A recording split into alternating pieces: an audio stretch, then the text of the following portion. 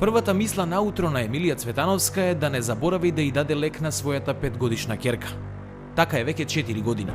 Малото девојче има хроничен бронхит, болест која е невообичаена за оваа возраст. Предпоставувате Емилија и незината ќерка се од Велес, таму каде што 30 години косеше топилницата. На 1 годишна возраст ни соопштија диагнозата хроничен обструктивен бронхит, при што често беше принудена да прима антибиотска терапија и терапија со кортикостероиди. И кога беше во фаза на болеста, мораме по 2 до 3 пати на ден да одиме во матичната амбуланта да прима инхалација со вентолин. Вакви приказни во Велес има многу. Со затворањето на топилницата пред 7 години проблемите на велешани не завршија. Екологистите се уште погласни, загадување има. Ако воздухот е чист, оно што остана како рецидив од негрижата на државата за граѓаните на Велес, тоа е загаденоста на почвата.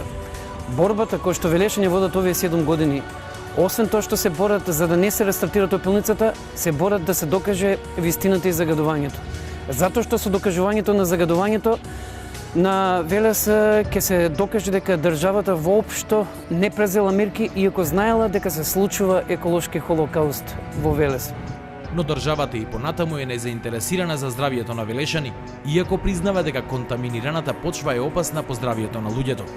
Па најверојатно, ако мислам концентрацијата и не се заштитува, мислам ги немаме овие зелени површини, иако сето е мислам чиста прашина и тоа постојано луѓето да се изложени на сето тоа би било штетно.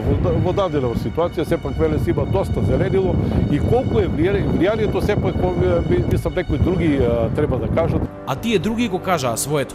Група ентузијасти од Зелената коалиција заедно со професори од Земјоделскиот факултет пред 2 години во двор на едно основно училиште насадија растенија кои имаат способност да апсорбираат тешки метали од почвата. Докажаа дека луцерката, келјот, маслодената репка можат да го спасат Велес. Опитот беше повеќе од успешен, а резултатите фрапантни. Успеавме да докажеме дека има драстично намалување на концентрациите на тешките метали во почвата. Нешто над 40% за кадмиумот, 60% за оловото, до 100% скоро за цинкот, кој што најлесно се прочистува.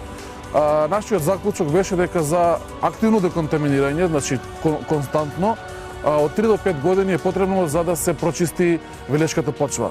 За жал, тогаш помина скоро толку години и покрај тоа што го најдовме начинот и на државата ја дадовме лекот за прочистување на велешката почва, не се покажа интерес од страна на надлежното министерство и другите компатибилни министерства за преземање на мерки за прочистување на почвата.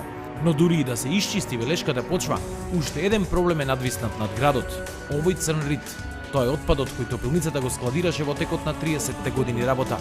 Илјадници тони троска полна со тешки метали стои на само 1 километар од Велес.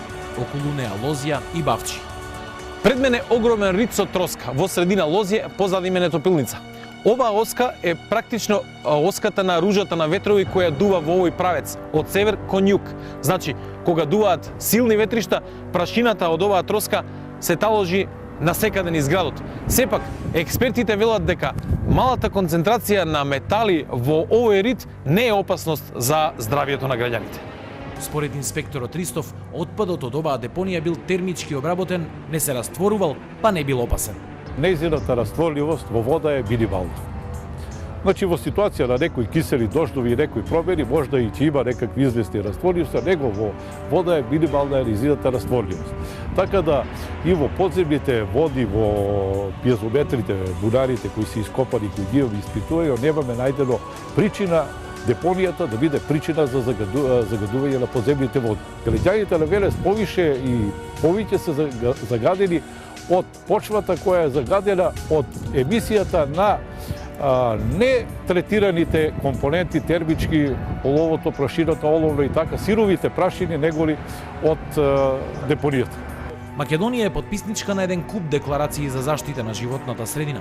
Донесе и закон за комунален отпад, според кој депонија во никој случај не смее вака да се третира. Екологистите и борците за човекови права тоа добро го знаат. Бараат здрав живот за идните поколенија. Со тоа се крши нивното уставно и меѓународно право на здрава и чиста животна средина, а како реалност, значи неиспитана реалност, бидејќи е грев се уште 36 години да живееш во еден град и да те скенираат постојано преку статистики, графикони, показатели колку сме ние загадени и болни. Значи реалноста ја имаме дома. Децата ни страдаат, факт е, а државата е безгрижна и ништо не презема на основа на сите овие испитувања, докторски дисертации, значи се она што значи податоци што треба една за секојаш да ни го решат прашањето. Доста ни беше политика во екологијата, треба конечно државата да се озре и да воведе екологија во политиката. Екологија во политиката ќе воведе само со тоа што ќе овозможи соодветна фиторемедијација, замена на сите јавни површини од градот со соодветно количество на здрава почва и соодветен третман на сегашната троска. Илузорно е и фрапантно и нехумано и нечовечки да разговараме за регионални депонии, а најголемата депонија ни се случува токму на 1,5 километар од ова место. Но Ристов решението за депонијата го гледа поинаку. Ја мислам дека овдека решението е само да се она соодветно конзервира, да се заштити соодветни слоеви и да се спречи се и минималните продори на растворливички компоненти као вода или кисели дождови и така натаму, и да се тоа сето зелени на крај и да се стави еден знак дека за човечката непромисленост во минатите години што е направено оваков комплекс, во ваква близина, мислам да направи таква штета. И додека трае оваа сага, многу велешки мајки како Емилија ќе шетаат од лекар до лекар, барајки спас за своите деца. Многу од лекарите, како и досега, ќе им велат дека болеста нема врска со топилницата, но велешани се помалку веруваат во тоа. Не треба да ни докажуваат лекари или да ни кажуваат дали од тоа заболувањето кај моето дете, него доста сме информирани од семинарите што ги посетуваме и од медиумите и од напишаните книги што се. Државата никогаш не ја призна грешката, никогаш не се одважи, барем да им се извини на велешани што дозволи топилницата да ги труе. Таквата сатисфакција ќе ја побараат преку суд.